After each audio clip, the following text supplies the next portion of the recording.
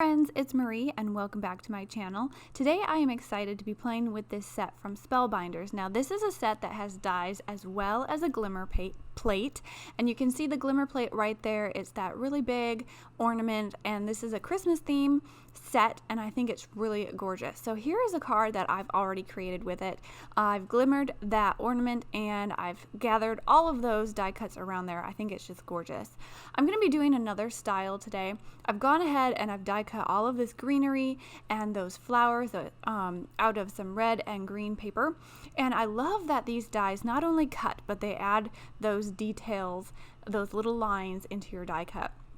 I think it's just so pretty. Now I'm taking a little bit of distress ink and one of my blender brushes, and I'm just going to add a little bit of ink to the edges of these die cut pieces. So on my red pieces here, I'm taking some aged mahogany, which is a really dark red, and just adding some to the edges. It's going to give it a little bit more dimension, make it look a little bit less flat as I'm working with these die cuts, and I think it just really adds something special just to dress up your die cuts and make them look nice. So for my green pieces, I'm using some forest moss, and I'm just adding that to the edges as well. Now for my green pieces, I did die cut out of two different greens of cardstock. I used a lighter green and I also used a darker green. You can barely really tell in the photos which ones are which. The greens are very similar, but it does give a little bit of a variation, and I thought it looked really great. So now what I'm doing is I'm taking some of that Nuvo Deluxe glue and I'm adding some to the back of my pieces. Now I'm adding all of these die cuts to some glitter paper. I think it looks really nice. It looks like snow.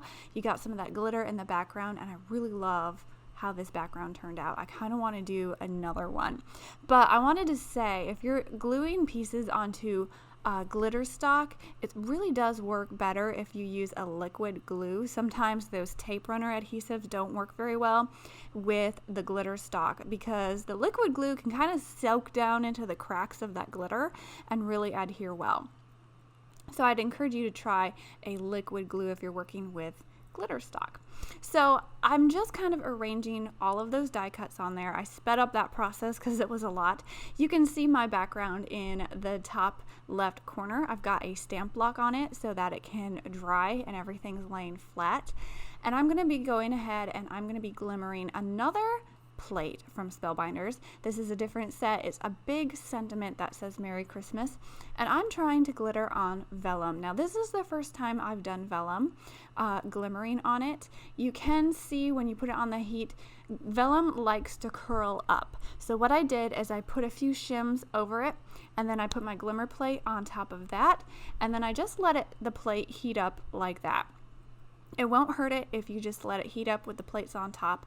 Totally fine, and it's going to keep my vellum flat so that I can then glimmer it. Now, I did add a few shims. That's because vellum is very thin, so I thought maybe it needed a little extra pressure, so I added about two more shims. You might only need one.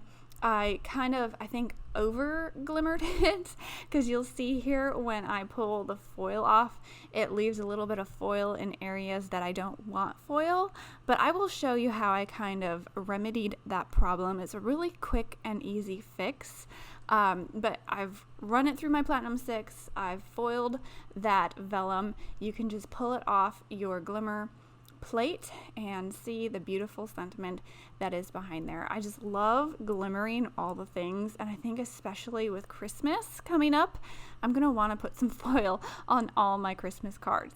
Now you can see in those little areas that I have some foil there that I don't want.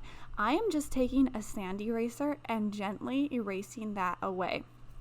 This is a great tip if you, like me, tend to kind of overfoil and you get some foil in areas that you don't want, but you don't want to go ahead and refoil everything and use more foil and use more paper. Just take your sand eraser and just kind of rub away those little spots. It's kind of like stamping. If you get a little ink smudge in an area that you don't want an ink smudge, just gently rub it away. Now it might not always work in every situation, but for some of these little foiled spots, it really did help take those little foil areas away that weren't supposed to be there.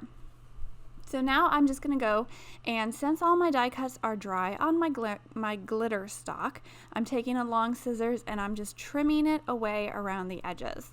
So that way all my die cuts are just clean along the edges. It looks like a great background, and like I said, I really love this technique of just layering different die cuts on top of your background, especially a glitter paper. I think this just looks so Christmassy, especially with that gold foiled sentiment. So I'm just going around making sure I got all of those little pieces cut off, and I think it looks amazing. So for my sentiment, I did trim down that vellum to be a little bit smaller, so it's going to layer on top of my background.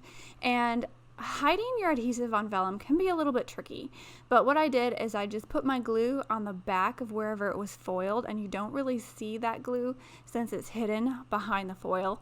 I did put a little dot of glue in each corner as well, just to keep that vellum down on my card, and then I put my handy stamp block on top again, and that really almost finishes the card. I'm just adding a few gold sequins from Fun Stamper's Journey and calling this card done. I think a lot of the wow factor is in the foiling itself and all of those beautiful die cuts on the background. So I'd encourage you to try foiling if you haven't before. I think it's really fun. Once you get going with the glimmer machine, you're not going to want to stop, because I know I want to add some glimmer to all the things and all my cards now. And it's really fun, easy way to add a little shine, and I love shine. So that's why I'm adding some more of these sequins with my Nuvo Deluxe Glue. If you're interested in any of the items that I've used in this video, I'm going to have links down below, and I'll have a link to a blog post where you can look for more information. Otherwise, that pretty much finishes the card for today. I know July is a little bit, or August. I'm editing this in July. I think it'll be published in August, but I think it's a little bit early. Seems to be early for Christmas cards, but honestly, if you get a head start once December rolls around, it won't seem like such a big, daunting task. So thanks so much for watching. I hope I'll catch you next time, and have a great day. Bye.